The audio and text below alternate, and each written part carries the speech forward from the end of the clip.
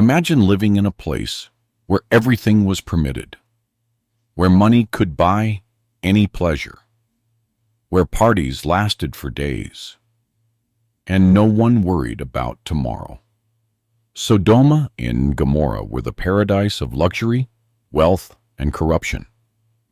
But behind the majestic mansions and towering temples lay a world of violence, betrayal, and limitless depravity.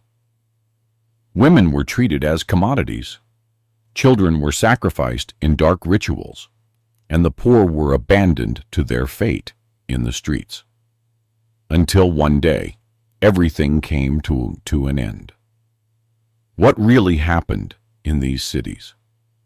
What was it like to live in a place where morality simply did not exist? Discover now the dark truth about Sodom and Gomorrah, a land of wealth and opulence whose prosperity led them to arrogance. Imagine walking through a city filled with vibrant markets, where merchants traded gold, silver, and exotic spices. The aroma of roasted meat and freshly baked bread filled the streets. Men dressed in luxurious robes discussed deals while servants carried jars of oil and rare wines. This was Sodom, a prosperous commercial hub where wealth flowed without restriction. But this prosperity brought consequences that few saw in time. Sodom and Gomorrah were located in an extremely fertile region near the Dead Sea. The fields surrounding the cities yielded abundant harvests of wheat, barley, and juicy fruits. This rich soil allowed its inhabitants to amass wealth quickly. Caravans from Egypt, Mesopotamia, and other regions arrived constantly, making trade flourish. The streets were crowded with goldsmiths and artisans, displaying their most expensive products.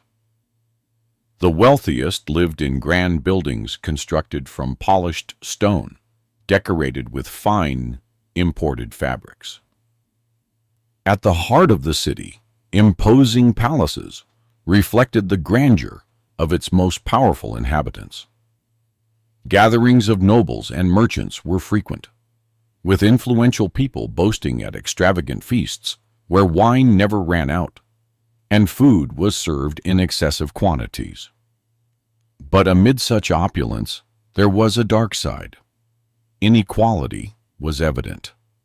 While the rich celebrated, they completely ignored those who needed help the most. In the culture of Sodom, compassion and kindness were seen as weaknesses. Commerce was also marked by greed.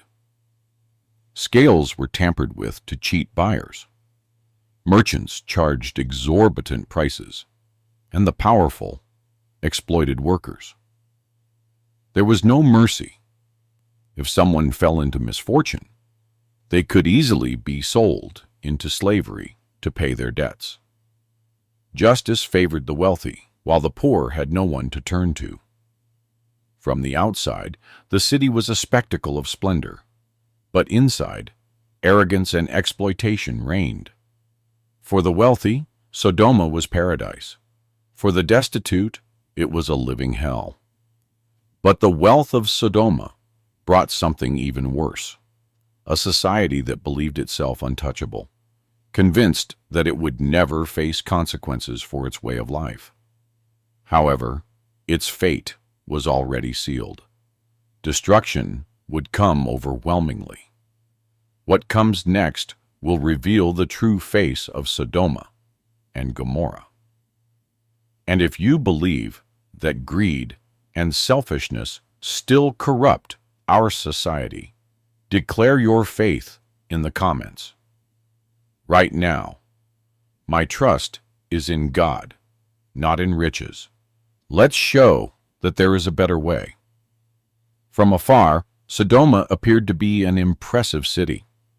Its high walls and towers rose above the hills. Its main streets were bustling with activity. merchants shouting their offers in the midst of the crowd, while priests performed rituals in grand temples dedicated to pagan gods. But a closer look revealed that behind its dazzling facade of wealth and progress lay an atmosphere of corruption and decadence. Sodom and Gomorrah were not simple villages. They were influential urban centers, strategically located near the Dead Sea. Their privileged position facilitated trade and communication with other peoples, making them essential stops for merchants and travelers. However, their splendor was destined to collapse. Sodom's architecture was impressive for its time. Majestic palaces, luxurious mansions, spacious plazas, and imposing temples adorned the city. The homes of the wealthiest were built with polished stone, decorated with grand columns and inner courtyards filled with statues and mosaics. The plazas were the heart of the city. During the day, they were bustling with commercial activity. Merchants sold fine fabrics, jewelry, and exotic spices. Perfumes brought from Egypt and hand-embroidered carpets from distant lands were exchanged for gold and silver. But when night fell, the scene changed dramatically. The same spaces that had been centers of trade during the day transformed into places of debauchery. Musicians played flutes and drums while the crowd engaged in provocative dances and ceremonies. Pagan rituals included sacrifices and immoral practices, all under the guise of religious celebrations. Despite its apparent splendor, the city was chaotic for those who were not part of the elite. The side streets and dark alleys were dangerous. There were no laws that truly protected the weak.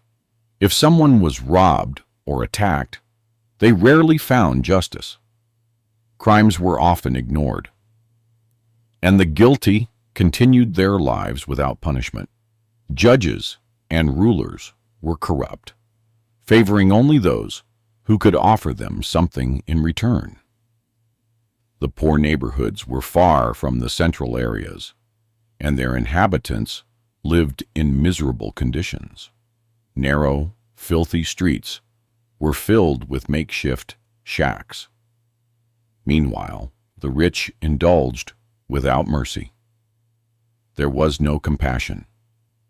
In the culture of Sodom and Gomorrah, charity and solidarity were not valued. On the contrary, the needy were seen as useless burdens, and helping the weak was considered a waste of time. In the most exclusive areas, pagan temples dominated the landscape. These monumental structures were designed to impress, dedicated to various deities. Many of them were linked to fertility and pleasure. These temples were the center of extravagant rituals.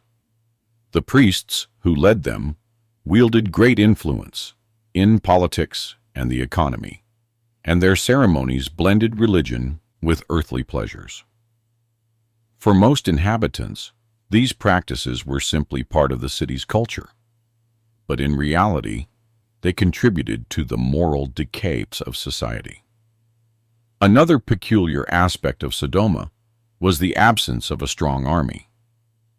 The city relied so much on its wealth and high walls that it neglected its military security. This arrogance would be a fatal mistake. When destruction came, it was already too late. From the outside, Sodom shone like a jewel. But inside, it was a rotten society where only the strongest survived. A city without laws, without mercy, and without a future. What happened in the streets was only a reflection of what was deeply rooted in the people's culture.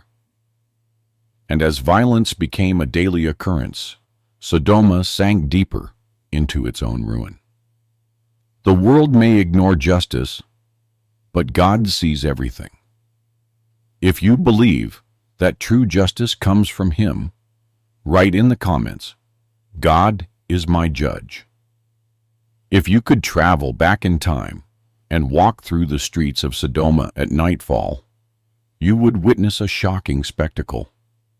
Music echoed in the plazas, coming from houses, and halls illuminated by torches, where the parties never ended.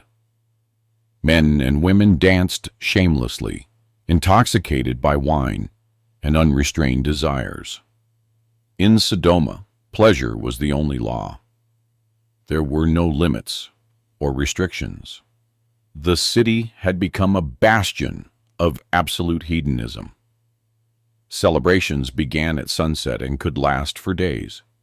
Eating and drinking to exhaustion was seen as a status symbol. The most extravagant hosts organized banquets in their palaces, serving meat, fruits, and spices brought from distant lands. Wine flowed endlessly, and guests indulged in every kind of excess.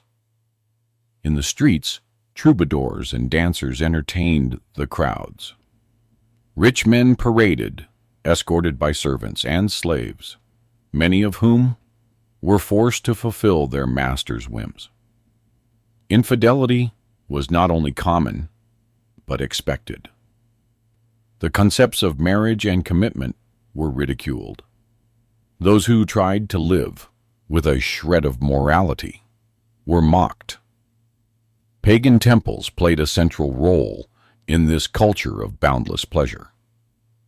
Their lavish rituals included ceremonies dedicated to fertility gods, where degrading acts were performed under the illusion of obtaining blessings for crops and businesses.